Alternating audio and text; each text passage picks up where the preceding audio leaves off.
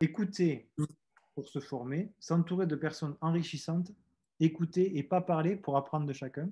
Encore une fois, s'intéresser à l'autre, apprendre et essayer sur le terrain pour l'adapter à son joueur. Le pire des gens, alors ça c'est ce que tu avais, c'est une citation. Le pire des gens qui sont cons, ce sont ceux qui pensent qu'ils savent tout. Ah bah oui, mais il y en a des gens comme ça. Ouais. Mais c'est ça, tu sais tout de suite que c'est des cons. Quand ils savent tout, quand ils savent tout et quand ils parlent tout le temps, ben là, tu sais que lui, il va pas avancer beaucoup. Mais Donc, ce qui m'avait plu là-dedans, je pense que une,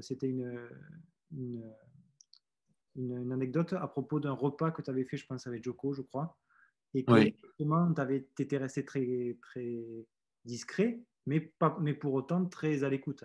Et je pense que c'est quelque chose qui, encore une fois, comme on parle. Non, mais c'est surtout, j'ai appris de lui parce qu'il a invité, quand j'entraînais Ivo, on a mangé 3, 4 fois par an le dîner ensemble, tous les trois. Et chaque fois, il allait sur le thème de service. Donc, on déconne, on parle. Après 20 minutes de dîner, il demande tout le temps, il va chaque dîner. Mais qu'est-ce que tu penses? C'est quand que tu décides où tu vas servir? Qu'est-ce que tu te dis à un point important? Il demande il veut tous les détails au niveau de service s'il voulait prendre niveau. Chaque fois, on déconne, mais après, à force de dîner plusieurs fois avec lui, tu Ouais, sais qu'il veut vraiment tirer des trucs. Et ouais, donc, même s'il est, comme je dis, maintenant, il est un des plus grands joueurs de tous les temps, il veut apprendre à chaque dîner. Et après, j'ai vu comment lui, il s'intéresse à progresser, et voilà, pourquoi pas moi. ouais, Quand je suis entouré, parce que j'ai assez souvent, je mange avec des joueurs qui sont dans les 20, ou même s'ils sont dans les top 5 mondiaux, je mange assez souvent avec eux, presque, allez, une fois par semaine. Donc, pourquoi que je parle de tennis avec eux? Moi, je me mets à l'écoute et je prends des trucs. ouais, c'est super intéressant. De toute façon, Ouais. c'est le but de l'interview qu'on est en train de faire, hein. Mais oui, ben Et c'est ça. c'est ce que je veux partager, c'est que justement, il y a des choses qui marchent et qui sont intéressantes de partager, d'entendre des autres et d'essayer de les mettre. Après, il y a ceux qui sont capables de l'entendre, ceux qui sont capables de le comprendre et ceux qui sont capables de le mettre en application auprès de leurs joueurs. Et bon, ça, c'est trois étapes différentes. Mais Oui, ben moi-même, là, j'ai parlé des très grands joueurs, mais même quand je regarde des entraîneurs de club qui sont loin de mon niveau, j'ai appris quelques exercices d'eux, oui, exercices de panier et tout ça qui sont intéressants. Moi, donc, mon ego, il me permet même d'apprendre d'un entraîneur qui entraîne des joueurs de troisième série, quand je vois que l'exercice est intéressant et que je peux l'impliquer avec des joueurs professionnels que j'entraîne. Donc, moi, c'est comme ça. Personnellement, moi, j'ai tout le temps, j'ai envie d'apprendre des nouveaux exercices, des nouvelles situations et tout ça. Et ça que j'ai dit, j'ai déjà appris avec des entraîneurs de club. oui, Donc, c'est pas seulement des entraîneurs. Moi, je regarde aussi des entraînements. Quand oui. je suis au tennis, je regarde tout le temps les entraînements de Djoko, Rafa, Federer, même des mecs qui sont 15-20 mondiales. Je regarde et après, comme j'ai gardé mon niveau tennistique, j'essaie d'impliquer sur moi. Je vois qu'est-ce qu'elle apporte cet exercice, et voilà. Et après, je fais avec des joueurs que j'entraîne.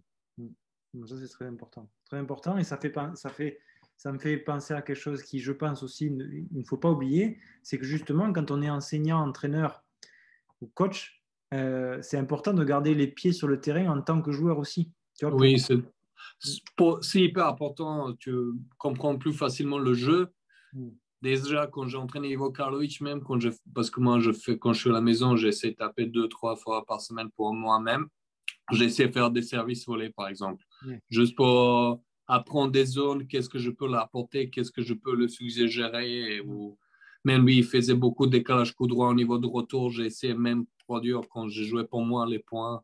Ouais. Voilà, pour voir qu'est-ce que je peux le dire, quoi comme truc qui peut faire la différence. Donc, n'importe quel joueur que j'entraîne, j'essaie un peu moi-même imiter le jeu de joueur pour voir qu'est-ce que je peux l'apporter. Voilà.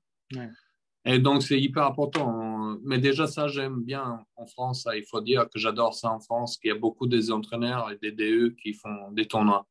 Ouais. Dans les autres pays, il n'y a pas autant. Par exemple, en Serbie, quand tu commences à être entraîneur, rarement, peut-être tu fais match par équipe, mais c'est tout. Ah Tu ouais. fais pas des tournois. Et ça j'aime bien en France, par contre. D'accord. Ouais, c'est intéressant ça. Même si les entraîneurs, ils sont au niveau 3, 6, 4, 6, mais ils font des matchs. Et comme ça, non, mais ça, j'aime. Ouais, tu as raison de relever ça parce que c'est vrai que beaucoup d'enseignants font ça, font ça. Et ils peuvent être 40, 50 heures sur le terrain pendant la semaine, mais les tournois, quand même, ils vont les jouer. Tu vois, ils vont les jouer. Ouais. Moi, après, je sais que quand je fais des tournois, eh ben, je joue contre d'autres profs parce qu'on a les horaires en décalé. Mais au final, Oui, voilà, tu gardes quand même ça et tu joues. C'est vraiment intéressant. ça, c'est vraiment le côté positif des entraîneurs français que j'adore. Mm, mm. Là, peut-être l'avant-dernière clé, on vient d'en parler, c'est regarder et s'inspirer, prendre une idée, se l'approprier, récupérer un exercice quelque part, le tester et le mettre en place. Bon, on vient d'en parler. Oui. Vraiment essayer de se nourrir. Justement, toi, donc tu te nourris au fur et à mesure des jours grâce aux échanges que tu peux avoir, mais est-ce que tu vas consulter sur Internet.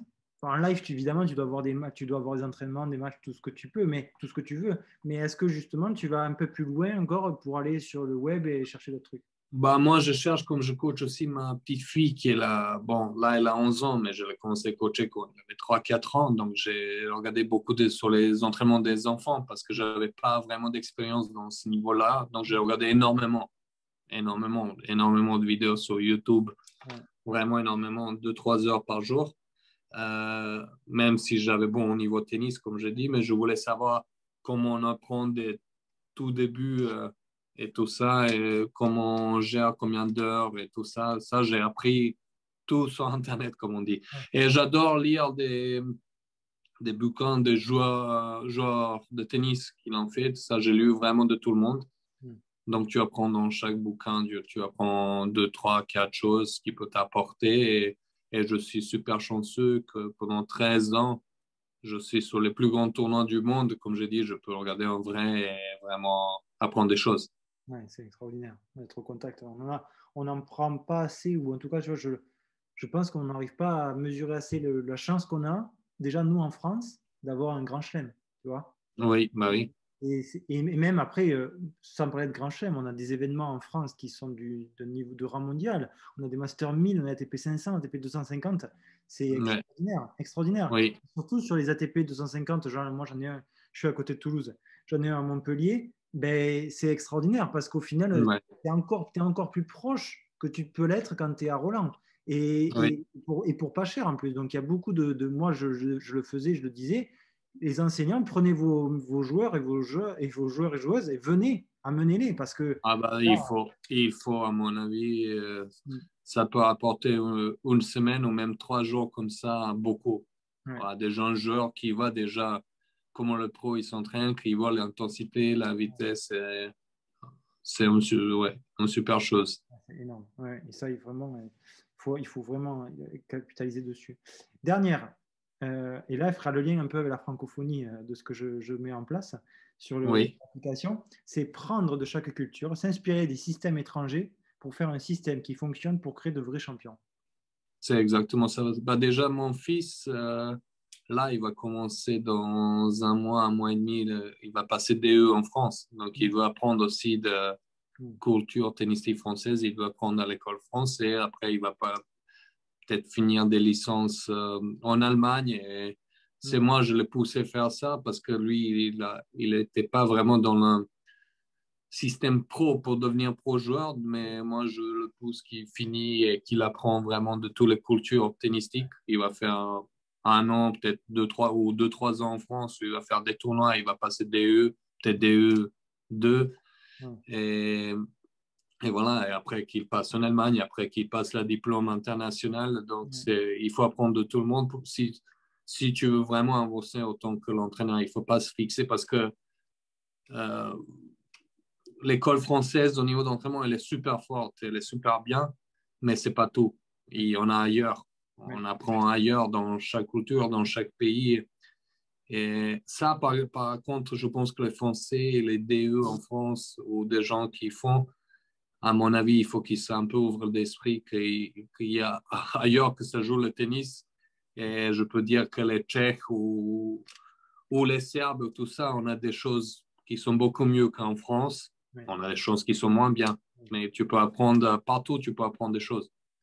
C'est vraiment en tout cas ce que je veux faire ressentir sur chacune des interviews que je fais avec les personnes qui sont en dehors de la France. Bon, là, on est dans l'exemple concret, mais c'est vraiment le but de mes interviews, c'est de faire prendre conscience que certes, en France, on a une formation de qualité, mais qu'en dehors, il y a des formations qui existent et qu'on peut se nourrir de ce qui se fait ailleurs pour Oui, s'inspirer. Et tout à l'heure, quand on parlait, qu'on disait que le joueur, s'il ne veut pas progresser, ben, il va stagner, voire il va descendre. Ben, pour nous, enseignants, c'est pareil. Si on ne continue pas de se former et qu'on ne fait pas de la formation continue, qu'on ne s'inspire pas, qu'on ne regarde pas des choses à droite à gauche, ben, on va régresser. Voilà. oui, bah, il y a aussi des enseignants qui sont bien, qui font des tournois, mais j'ai vu aussi des enseignants partout au monde qui me disent, oh, moi, je ne sais pas qui est dans les top 10 mondial, moi, je ne regarde pas le tennis sur télé. Bah, là, je dis, bah, tu as passé ta formation à 20 ans, mais le tennis en 20 ans, c'est jour et nuit. Comment il a avancé, progressé, et ça joue maintenant sur la ligne, ça joue plus comme avant, 6 mètres derrière et tout ça.